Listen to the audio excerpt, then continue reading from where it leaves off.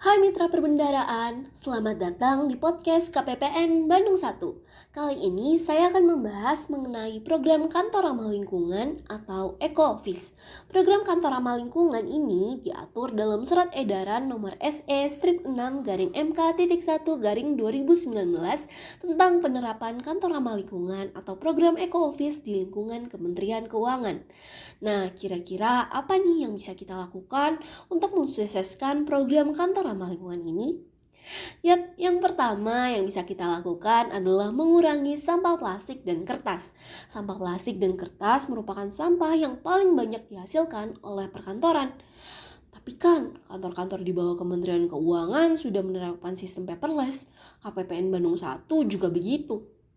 Ya, hampir semua layanan di KPPN Bandung 1 sudah paperless, tetapi ada beberapa prosedur yang membutuhkan arsip dalam bentuk dokumen fisik sehingga sampah kertas masih dapat dihasilkan. Sampah plastik sendiri merupakan salah satu sampah yang paling susah dihindari karena sebagian besar hidup kita membutuhkan berbagai hal yang dibuat dengan plastik. Terus, gimana dong caranya untuk mengurangi sampah-sampah tersebut? Kita dapat melakukannya dengan tidak menggunakan peralatan makanan minum dari bahan plastik, styrofoam, dan kertas sekali pakai, dan menggantinya dengan peralatan makanan minum kita sendiri yang dibawa dari rumah. Selain dapat menghasilkan sampah plastik, peralatan makan yang terbuat dari plastik sangat berbahaya bagi tubuh. Kita juga dapat mengurangi penggunaan kantong plastik, ganti dengan reusable shopping bag atau kantong belanja guna ulang. Lalu dengan mengoptimalkan penyiapan konsep naskah dinas dan penyebaran informasi melalui media elektronik dan menggunakan kedua sisi kertas serta mengoptimalkan penggunaan kertas bekas, kita dapat mengurangi sampah kertas yang kita hasilkan. Yang kedua adalah menghemat listrik. Menghemat listrik sudah diajarkan sejak dini dan harus terus kita lakukan. Masih banyak yang menganggap listrik di gedung kantor dapat digunakan sebebas mungkin karena dibayarkan menggunakan uang milik kantor. Padahal anggaran untuk operasional kantor tidak unlimited atau bisa dibilang cukup terbatas. Begitu juga dengan sumber daya alam yang digunakan untuk menghasilkan listrik. Suatu saat pasti akan habis juga. Untuk itu kita harus menghemat listrik dimanapun kita berada. Lalu gimana caranya? Tentu saja dengan melakukan hal yang paling dasar.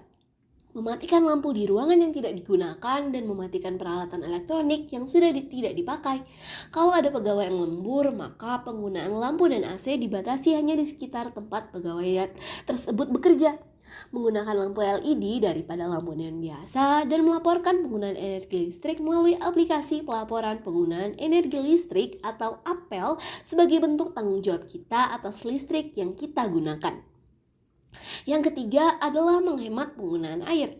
Seperti menghemat listrik, menghemat air pun sudah diajarkan sejak dini, apalagi air bersih.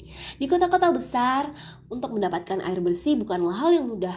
Biaya yang digunakan untuk terus menyuplai air bersih bagi kantor pun cukup terbatas. Untuk itu, hal yang dapat kita lakukan adalah mematikan keran air apabila tidak digunakan atau menggunakan keran air otomatis. Melaporkan kepada pengelola gedung apabila ada kerusakan saluran air, memaksimalkan pengolahan dan pemanfaatan air bekas perkantoran secara sederhana untuk menyiram tanaman perkantoran, dan mempercepat pembuatan lubang resapan air hujan atau bioporing. Yang keempat adalah menjaga kebersihan lingkungan kerja kita.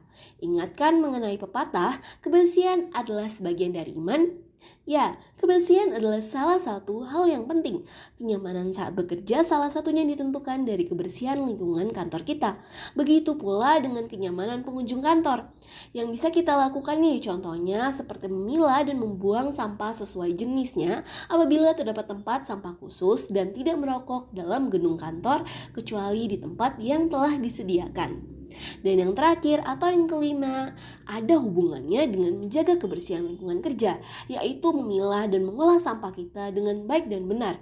Dengan menyediakan tempat sampah untuk masing-masing jenis sampah, kita dapat memilah dan mengoptimalkan penggunaan sampah-sampah tersebut.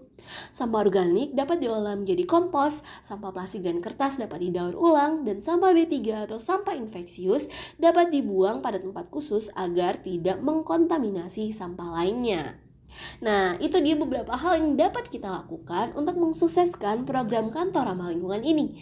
Tapi jangan hanya di kantor ya, kita dapat melakukan hal-hal tersebut di mana saja kita berada. Jaga lingkungan kita untuk masa depan yang lebih cerah. Saya undur diri, terima kasih dan sampai jumpa.